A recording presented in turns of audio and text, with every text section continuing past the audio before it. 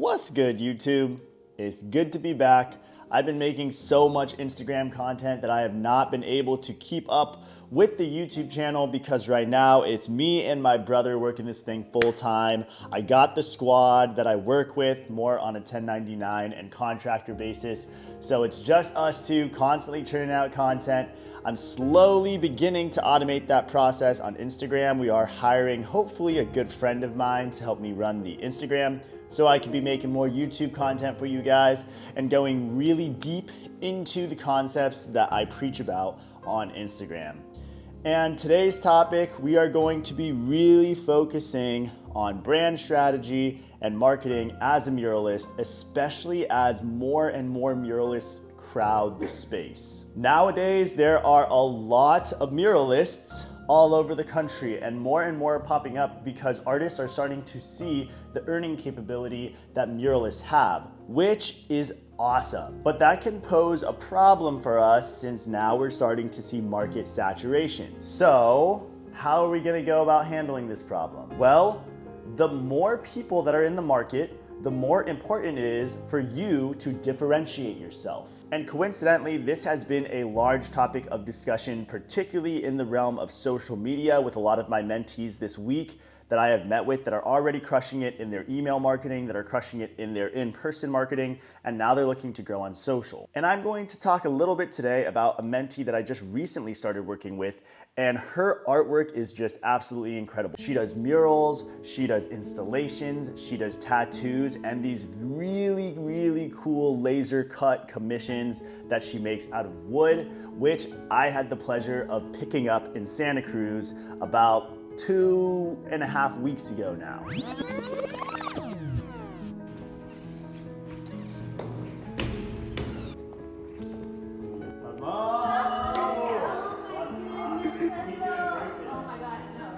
So cool. Okay, garbage bag. This it? That's it. Ah! Oh my goodness. Oh, that's so sick. It's Wow. The jade hummingbirds too? Mm-hmm. Oh, that's so dope. Oh my gosh. Oh my god, oh my god, oh my god, oh my gosh. Wow. Holy moly. I'm so stoked you wanted to go with a fan. I want to put fans on absolutely everything. It's beautiful. Oh my gosh, it's so beautiful. I was not expecting this much detail in it. Holy moly.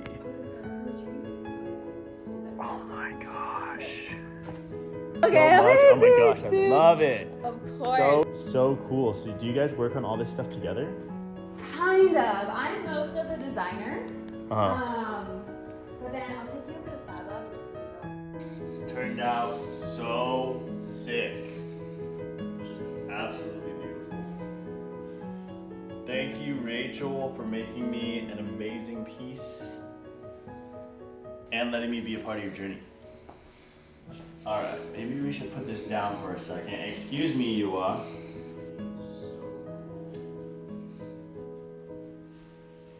The piece now lives right above my computer, and this thing is so cool. So she laser cuts out these pieces and puts living plants in the center of them. There are some elements here that are hand painted, that are carved with the CNC machine. They basically are these machines that laser cut all sorts of different materials. You'll see them in a lot of fabrication labs where people are making sculptures and installations. And the mentee that I'm working with, her name is Rachel Barnes. She goes by Human Shaped Animal. Because she offers all these sorts of really cool, unique services, it allows her to stand out a little more. But she struggles in terms of communicating with the marketplace, in making sure that people know exactly what she does, what she specializes in, and being able to charge the money that her artwork is worth. So let's go deeper into that. So first and foremost, you have to understand exactly what a brand is. So your brand is basically just the impressions that you leave to potential buyers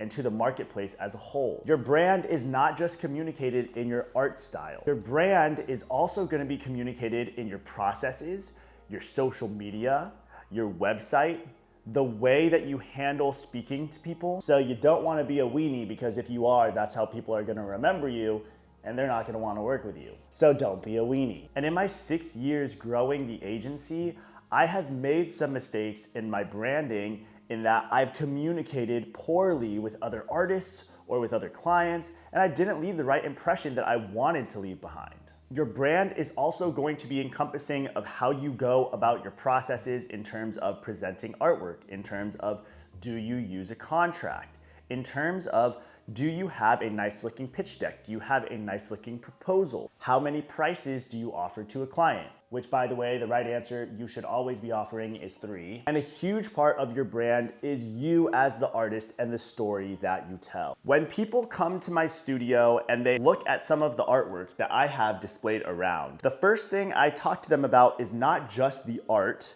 I talk to them about the actual artist behind the work. For example, this is Koga One.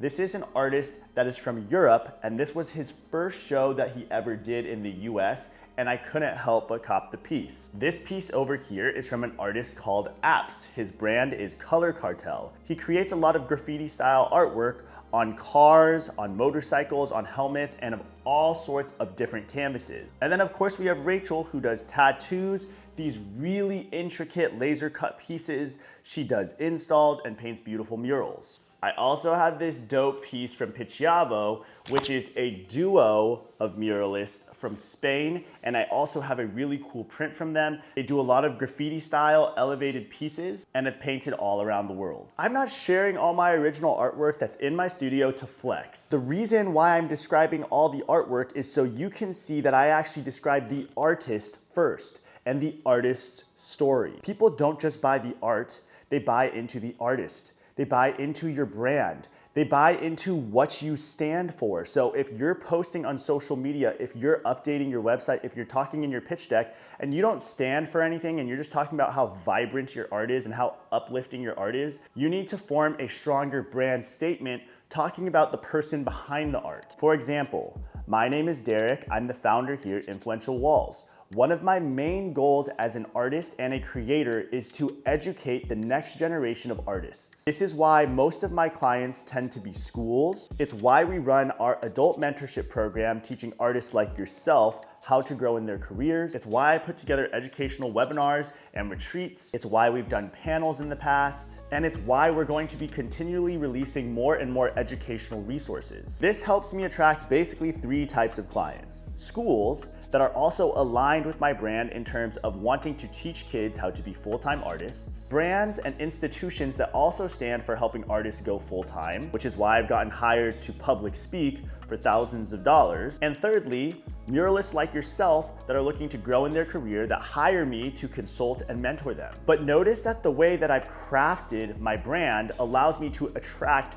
those sort of consumers because I say that I care a lot about education. Let's say you're an artist who loves snowboarding and the outdoors. If you're someone who loves snowboarding, you need to bake that into your brand. Have photos of you snowboarding. Have videos of you snowboarding on your Instagram. Give tips about snowboarding while showcasing your art and giving tips about art. Maybe you can paint a snowboard, maybe you can design a ski jacket, and in turn, you're going to start capturing an audience on your social media through your website that's interested in snowboarding, which is going to inevitably attract the right brands. And if you've seen any of our content about email marketing on social media, or you've come to any of our webinars in the past, you can also just reach directly out to the snowboarding brands with a nice looking pitch deck that is niched and discusses a lot of your snowboarding activations, a lot of your passion for snowboarding, shows mock-ups of different snowboarding projects or past projects that you've actually closed working with snowboarding companies. Because nowadays, if you're just relying on your art as an artist,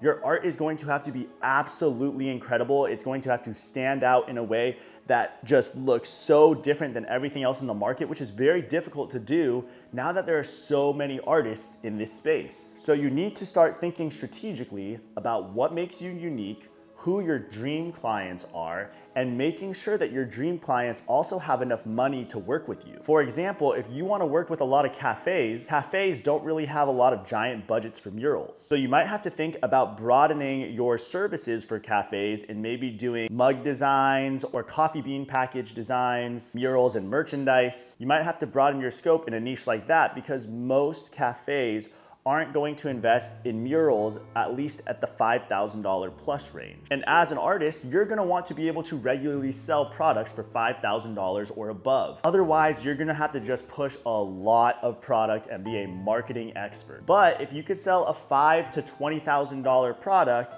even once a month or once every other month, then you can make a reasonable living as an artist. And if you're struggling to figure out how to grow as an artist and are looking for help in your business, I would highly recommend you check out our mentorship program. We'll have a link in the description of this video for you to apply. You'll work directly with me. We do multiple group calls a month. We have a giant video library for you. We have guides, we have customized business plans. You'll be able to message me whenever you need me, as well as my brother who helps me run the agency, connect with over 100 artists worldwide, and truly master email marketing, social media marketing, branding, and learn how to increase your prices so you can make a sustainable living in your art career, or so you can level up to the 200 and 300K range in your business if you guys are currently in the 100K range. Another point I want to bring up on the topic of branding is something called your IP tool belt. Your IP tool belt is essentially the style that you create as an artist. Artists will come to me saying, hey Derek, I have this style, but I don't know if a lot of big commercial brands would like to see it in their products or on their walls. Let me explain exactly what the IP tool belt is. IP stands for intellectual property. These are not just the visuals that you create that are specific to your brand, but also the processes, the systems, and all the things that you have uniquely crafted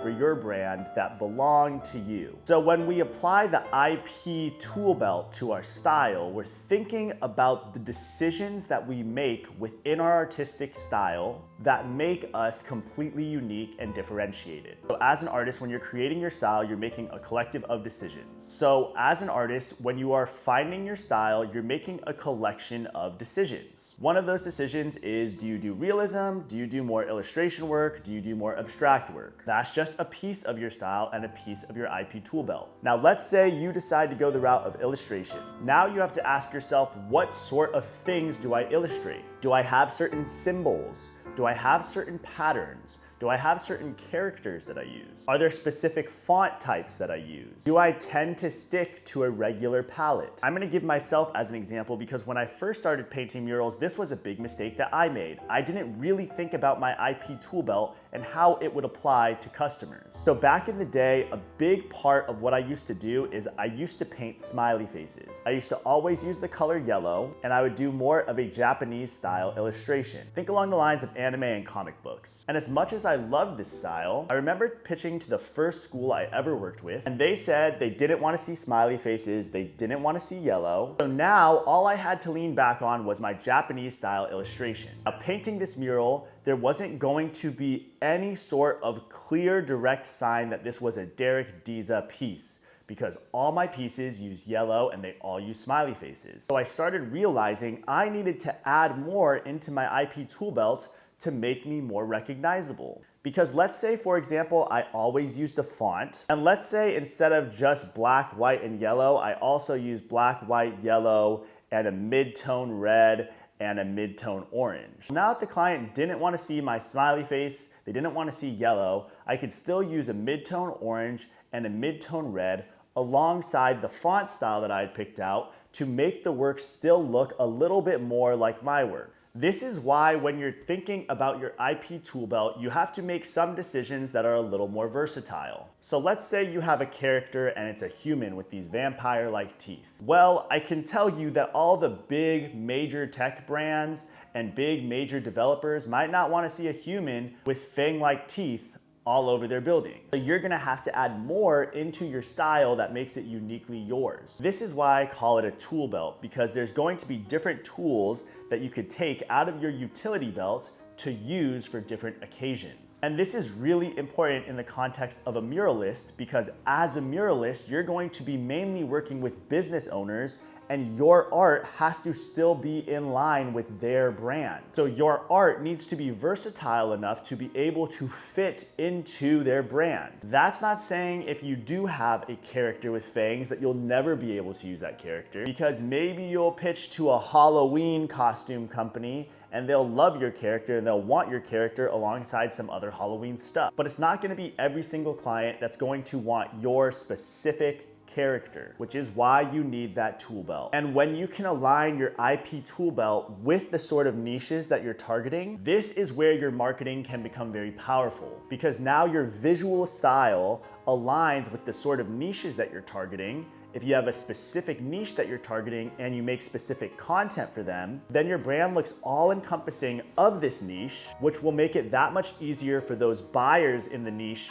to purchase your art. If you haven't already subscribed, make sure you do because our content frequency will be going up this year and we will have a lot more tips coming your way. And if there are any specific topics you guys want me to talk about in the videos, please comment them in the comment section so I can make an all-encompassing YouTube channel to help you guys grow a little bit more and more. And just a reminder, every single year we sell hundreds of thousands of dollars worth of murals, but this all started with me being a broke kid that lived at my grandma's house in 2020 with just a box of shirts that I was trying to sell to make it in the art world. Anything is possible. Continue to chase your dreams, build the systems, find the people that are ahead of you, and most importantly, set up that routine and set up your discipline so you can continue to chase this every single day. The world needs your art.